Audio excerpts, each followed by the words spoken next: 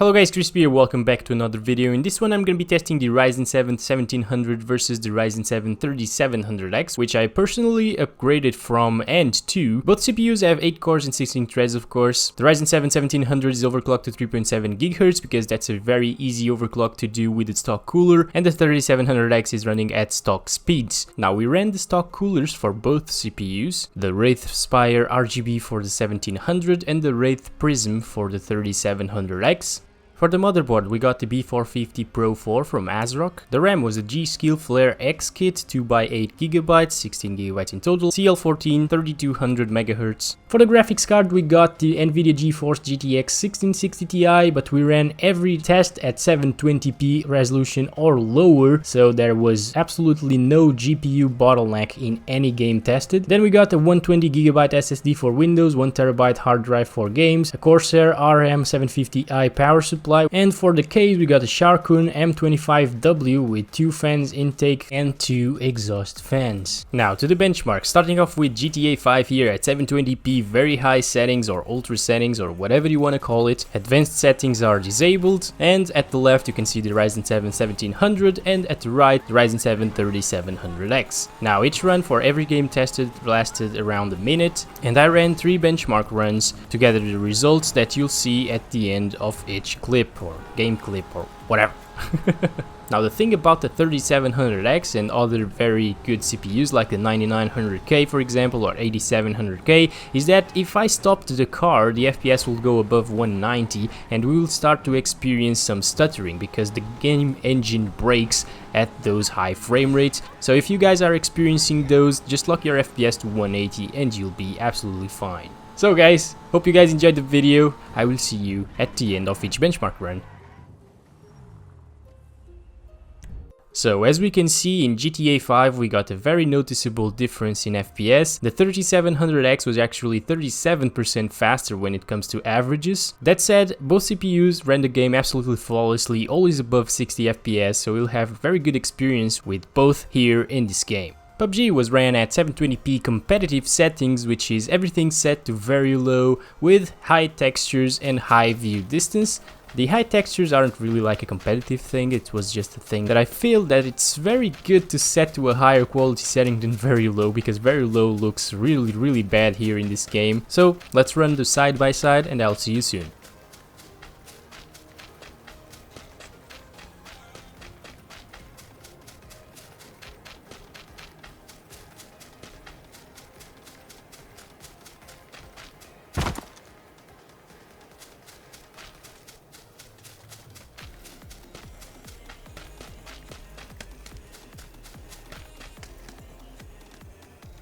So here we go. As you can see guys, both CPUs again did a very good job here, but the 0.1% lows of the 1700 were actually pretty low, so that indicates some stuttering going on. And going by the averages and minimum FPS, you can see that if you guys have a 144Hz monitor and want to play this game competitively, the 3700X is the way to go here in PUBG. Now Fortnite was tested here at competitive settings 1080p, not at 720p this time because we didn't see a GPU bottleneck at this resolution, and competitive settings is just low settings across the board with epic view distance.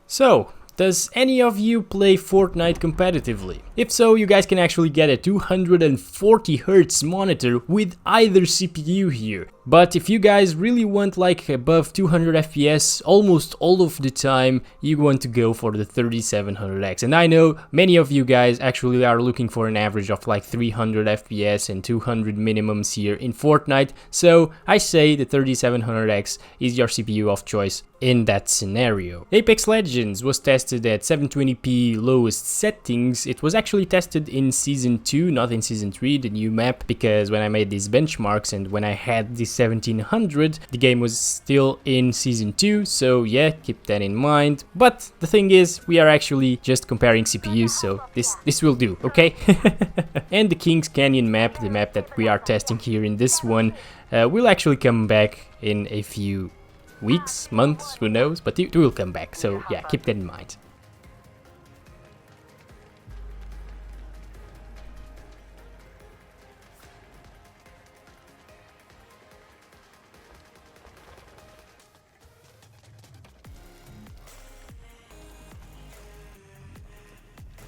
Extended life mag, yeah.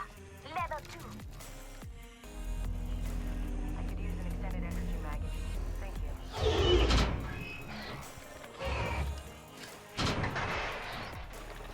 So, again, both CPUs here did a fantastic job in Apex Legends. Of course, the 3700X is more suitable to like a 240Hz 1080p monitor, while the 1700 is more suitable for a 144Hz monitor. But as you can see, guys, the minimums, for example, are really amazing on both CPUs. Rainbow Six Siege was tested at 720p low settings with anti-aliasing disabled, and I ran the benchmark run here in this one for consistency. You guys will get a little bit less FPS when you are actually playing the game, but yeah, keep that in mind. But this is the game's built-in benchmark run, so let's run it.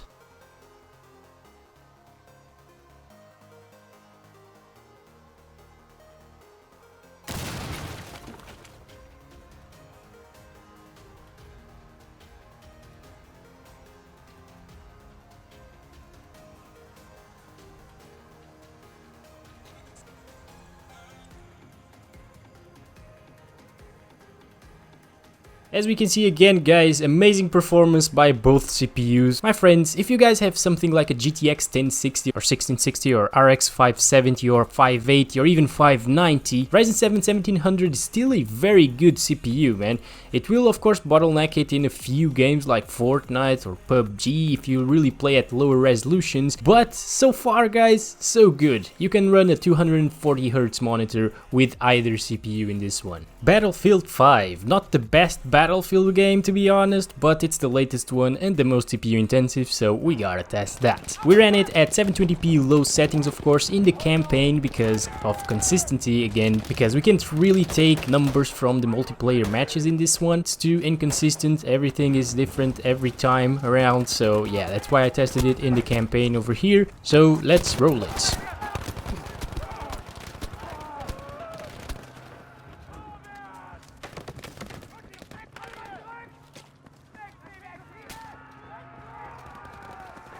Now, both CPUs delivered a very playable experience here in Battlefield 5, of course, but this is the single player mode. So in the multiplayer mode, I actually tested both CPUs out. The 1700 got some stuttering and very low FPS, like around 70 to 80 FPS average, while the 3700X was actually getting above 100 FPS average on the multiplayer matches.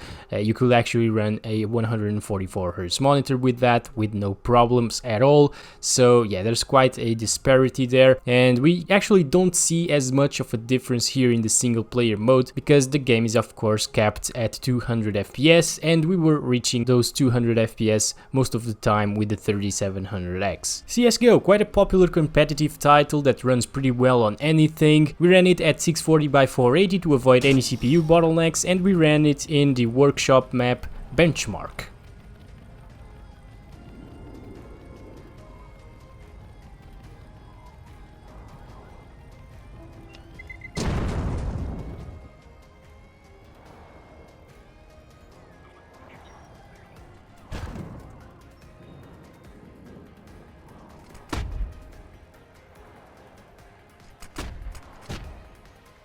So, competitive players out there, if you want 300 plus FPS all of the time, the 3700X, man, is the way to go. The 1700 still did a very good job here in CSGO, of course. It got an average of 300 plus FPS and a minimum of like around 200, so still a very good experience, even for you guys that have 144Hz monitors. And the last game in the list is Minecraft, which is of course CPU intensive. a bit more CPU intensive than GPU intensive because of the graphics, you know. But yeah, I really wanted to know, and I was curious to see how many FPS we could get with either CPU here. And this is the Windows 10 version. I don't have the Java version to test. The Java actually runs a little bit worse, but in this one we ran it at 1080p with sort of high settings, you know. It's not at maximum because the chunks could be higher, but it's pretty close to maxed out, you know. It's just that setting and the anti-aliasing that aren't set to the maximum. So yeah, here we go, guys.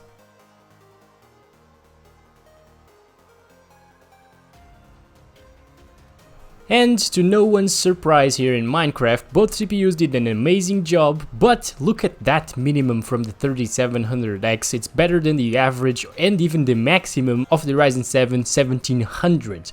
That's pretty amazing to see, man. This is just wow. Just wow. That's all I got to say, guys. So, if you guys want to play Minecraft, I'm not really sure why I put Minecraft in this video, but yeah, I thought it'd be funny, you know, to see this many FPS being rendered. So yeah, guys, the conclusion is if you have a 1700 with something like a GTX 1660 or lower, I think you're fine, you know. You don't really need to upgrade your CPU, or that goes as well to the 2600, for example, the Ryzen 5. It will get pretty much the same FPS as the 1700 in most games, at least when the 1700 is overclocked, of course, like we did here. And about the 3700X, I think you should pair it with something like a 2070 Super, 5700 XT, or maybe even 5700 from AMD. And if you have something lower end than that, but between the GTX 1660 and the RTX 2060, for example, just go ahead and grab a Ryzen 5 3600. It gets pretty much the same FPS as the 3700X in most games. There's just a few games that I didn't test here today, like Shadow of the Tomb Raider, that run better in the 3700X and can actually take advantage of those two more cores that the Ryzen 7 provides over the Ryzen 5. So that said, guys, I hope you guys enjoyed the video. I'll see you in the next one very soon. Don't forget to like and subscribe for more. And as always, I love you all. Bye bye.